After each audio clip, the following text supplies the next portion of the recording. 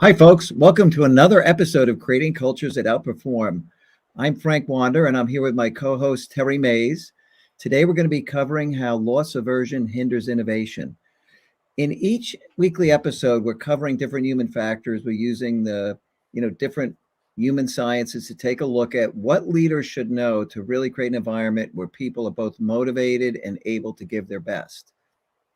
I'm the CEO and founder of PeopleProductive. And our company does just that. We have software methodologies and everything. And, I'm here with my co host, Terri Mays. I'm going to let her introduce herself and then we'll get into it. Hello, I'm Terri Mays. I'm a certified culture engineer with emphasis on helping companies bring out the best in their people. Yeah, so today we're going to talk about how loss aversion hinders innovation. This is important to know. Companies always have difficulty driving change, and this plays right into it. In short, loss aversion says that people value what they have twice as much as something they could gain in the future. So that really stands in the way of people making things. We'll talk about what you can do as a leader to really begin to anchor people better in the future and try to avoid this. And we're going to look at a video and then we'll talk about what does this mean in the workplace, because this has real implications for what you get done, what's in the way of you really being able to transform your organization, and that it digitally, or we know how important that is. People are trying to digitize, change how they do business, how they work. So this matters a lot. And Terri, do you have any thoughts you want to talk about before we get to the video? Yeah, I think this is going to be a really good one. We've looked at this from a different angle, and I think looking at loss aversion and how people are just so averse to losing anything, so averse to change because they don't want to let go of something. I think we'll see that play out in these videos in a very real life way. Yeah, and by the way, this is behavioral economics. It's been studied very deeply, especially by Daniel Kahneman. He's written books, published a lot of papers. This is real. It happens. It's been studied, and we're going to go to a video, and we're going to take a look at about 2 minutes of a video where they're looking at loss aversion and trying to demonstrate how that works with people, and then we'll talk about it for the workplace. So why don't we go? So I'm going to offer people a hypothetical bet where I flip a coin, and if they guess it right, I'll give them $10. But if they guess it wrong, they'll have to give me $10. With a 50-50 chance of winning, would you take the bet? No, because I don't have the genes for gambling. No. Can I ask why? Because there is risk, no? Yeah, and you don't want to take that risk. It's 50-50 chance whether it will be head or tail.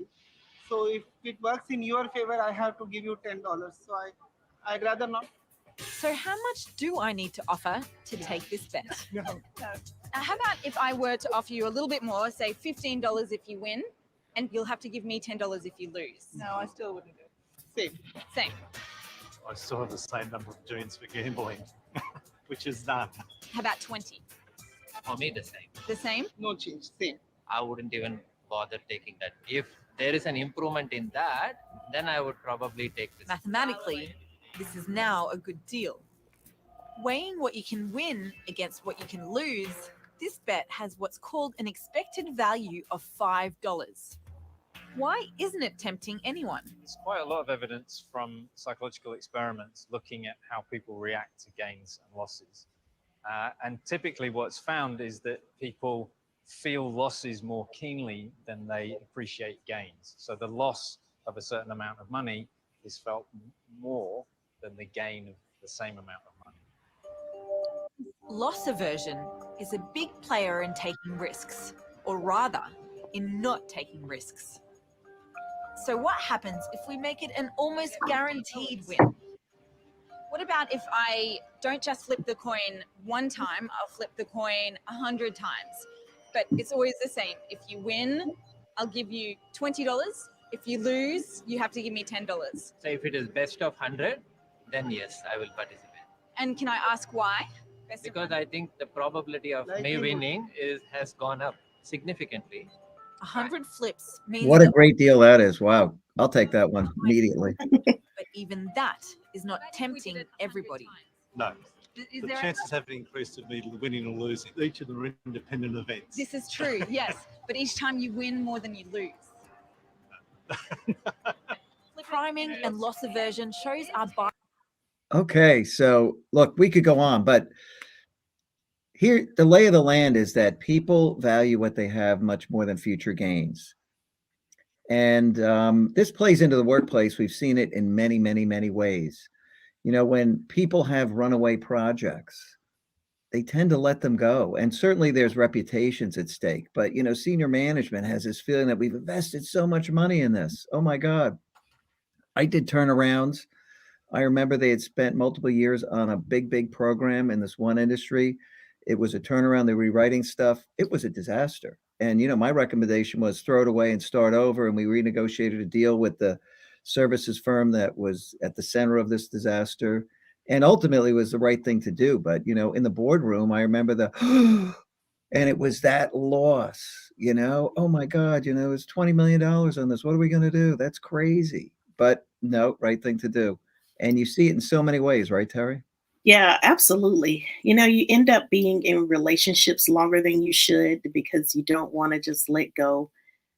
This plays itself out in so many ways from an innovation perspective, where people are afraid to be too far out the box. They don't want to change things too drastically because they're not sure of the end result.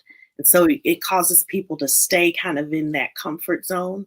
But for innovation and to be creative in those spaces, you really do need to have the freedom to fail. You need to be able to take some losses and fail quickly and start over again. But if you have this strong loss aversion, then you're really going to go very slowly when it comes to innovation because you're going to be so afraid to move. And we know operating out of fear is just not a healthy place to live. It's really not healthy for your brain to stay in that space where it feels like you're being threatened. And that's what that fear, that feeling that you feel is from you feeling like you're being threatened or something is not going to work out well. And so that's not a healthy place for you to make decisions from. You really make some of the worst decisions when you feel that fear or you don't want to lose something. So you just make such poor decisions in that space because it's not a healthy place to make decisions from. Yeah. And, you know, when you're talking about innovation, what you really want to do is you got to get people mentally into a safe place that's disconnected from the present. That's the way to really talk about reinvention. When people go in and they say, hey, what's wrong with this system? How do we improve it? What are things we could do to it? There are a lot of people who have a lot vested in that. They put time and energy into it. So there's a lot of value to them, and they value that twice as much as what could be coming in the future. So when you're really having debates about this stuff, you got to have questioning strategies that remove them from that environment. You know, things like what could our future look like? You know, when we think about the future, what does our business look like?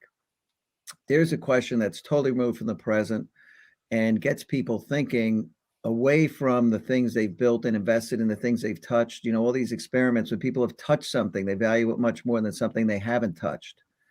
You know, what could the future look like? You want what people to happened if it was dream. successful? Yeah, you want people to dream. You want them to get past, this is the way it's always been done. But how could it be if you had a blank slate and an empty check? You could just write your own way. What would you do if there was no fear associated with this change?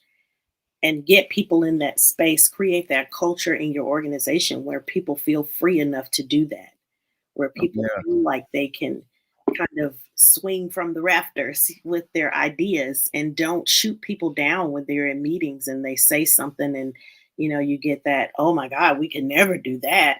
That just puts a water on a fire of innovation that anybody was ever thinking about anything creative. They slow down when you have those kinds of reactions. But go ahead and mark them, like put them on the whiteboard. It's not costing anything to listen to that idea and hear it out. Let the person really fully think about it, because you never know how that idea may be too far, but maybe there's another one that's connected to it that through conversation you can get to something that you can do. That's So They may be onto something. Yeah, they really may be onto something. So Mhm. don't put people in a place where they feel like they can't just be as free and creative as they want to be. Let people share and express themselves, and you'll be surprised what you can do when you Mm. think that, this is the way we've always done it, in this space where things are changing so quickly and agile teams are popping up everywhere. It's so important to allow people that freedom and flexibility to think and to be creative. And to move them to a space where they're free to suggest to do things. Mhm. And, when you think of loss aversion, change management always comes up. Yes. Change management has been difficult forever because people have invested so much time learning systems, training people. They really don't want to let go of that investment, right? Because they're comfortable with it. It's part of them now. Yeah. When people hire a bad employee, they invest a lot of time bringing them up to speed, and they value that more than getting somebody great in the future. And it's hard for them to let go oftentimes. So they're not willing to, hire slow and fire fast. They just don't do that because they've already invested stuff, and the loss aversion keeps them from really making the right decisions. Yeah. You end up losing even more by hanging on to an employee that's not working out or keeping people in this box. You end up losing so much more because now not only is the person not performing, if it's the case where you've got an employee that's not performing, but then the team begins to suffer because they have to pick up the slack from the Mhm. person that's not performing. So, where you may lose in having to get a new person in, you don't want to take that loss or have the risk of losing your entire team because they're so tired of having to carry that one person. So, it's you end up definitely losing more than you think you're going to lose by just letting go. When you Yeah. hold on to it for too long, when you stay in that relationship too long, when you keep that employee too long, those things that you're fighting so desperately to hold on to when they need to be let go of always end up costing you more in the long run. Oh, tremendously expensive. But it's loss aversion. People value what they have twice as much as what they might gain in the future. Yeah, it's that fear of the unknown. So, you're always a little bit apprehensive. I won't say I'm the first person to just jump and make a change. You're a little bit apprehensive, but that fear of the unknown can cause you to stay in places or not do things because you're not sure how it's going to turn out. But eventually, you're going to have to take that step, that leap of faith, and just go for it. Yeah. So, when you really are talking about innovation and driving things, you've got to get conversations moved to a place where people are actually disconnected from all of that value that they help create in the present. And they're really free to think about the future. Those big questions are the ones that really get things going and people feel comfortable talking about it. And that's the way to move things forward. And very important because you're going to fight this loss aversion. It happens every time, and it's why companies struggle in so many areas. They find it very difficult to change and innovate. There are other problems with the cultures. Granted, we're not doing a whole talk on innovation. We're just doing one human factor. But loss aversion is something as a leader you should know about, you should understand. You can type it in, look it up.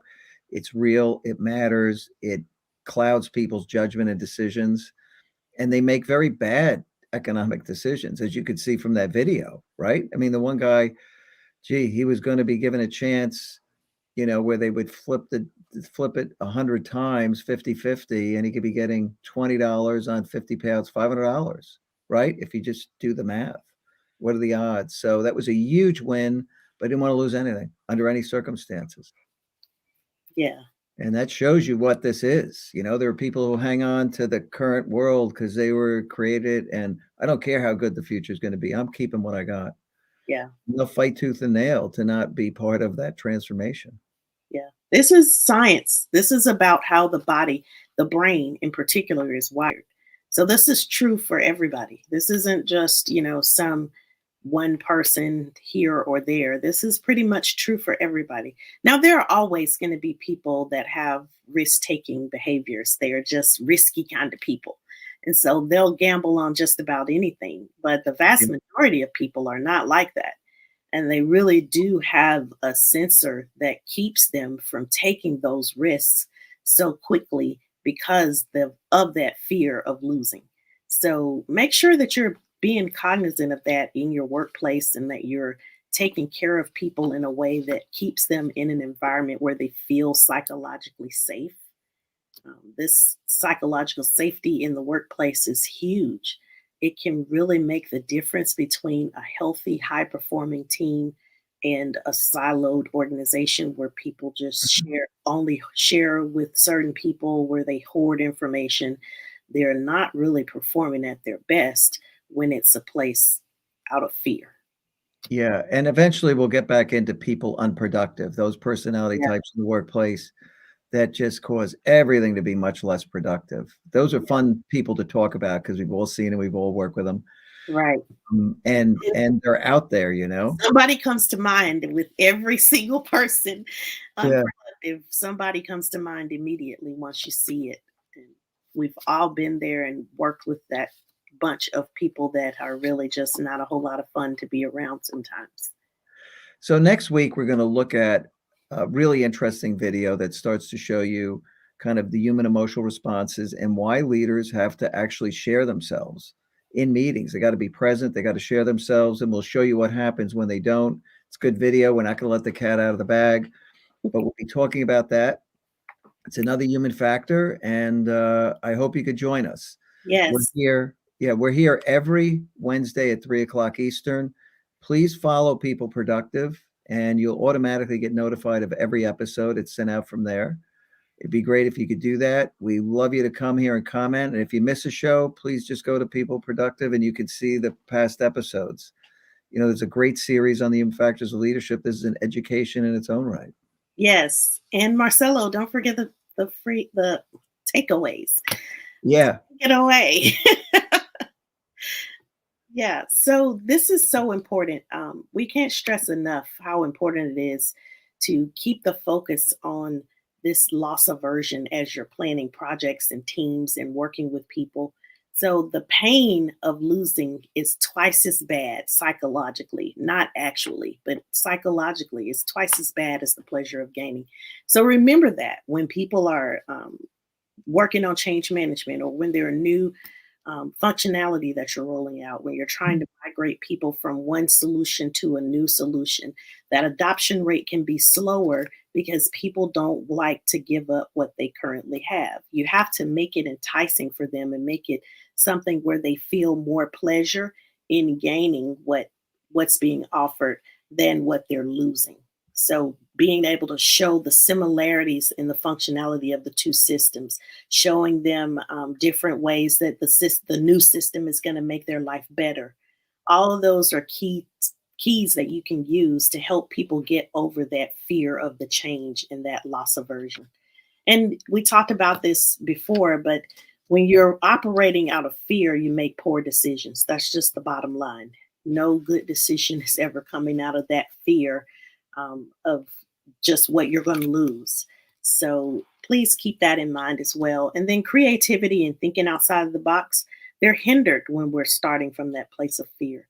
So don't let fear rule you or your organization. Take time and really deal with whatever those obstacles are that are causing you to feel that fear, because that you can overcome it. You can get past it. You can train your brain on how to move in a quicker decision-making process that's not based out of that fear of losing. So what are those things that you've been avoiding because you don't want to lose? Go and pick one of those things and do it, because usually it's not nearly as bad as we think it's going to be. Yeah. Isn't that the case?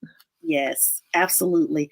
I love that little cartoon. And I get that You from, found a good one. That's a really good one, Tara. Yeah, I hadn't seen that. That's funny. yeah, the Decision Lab has a really good article on loss aversion, so you can check it out there. But that's where this picture came from, and it's just like the world is coming to the end if I lose $10. You know, Yeah. it's like in such a bad place. But this is very true. This is how we humans are wired to think. So please pay attention to that in the workplace. Oh, yeah. And so, you know, you saw the people in the video who really couldn't be swayed by even a significant amount of winnings. So, you know, when you talk about the future and you're trying to convince them it's going to be better, it better be a lot better, right? So that's why you got to get into this safe space, the future, very innovative, disconnected from the present, so they don't feel loss aversion when you're talking about it. That's right. That's That's right. the most important thing. Okay, so look, I guess that's it. We'll see you folks next week. Please comment, and absolutely hope to see you here every week. Yes. Bye for now.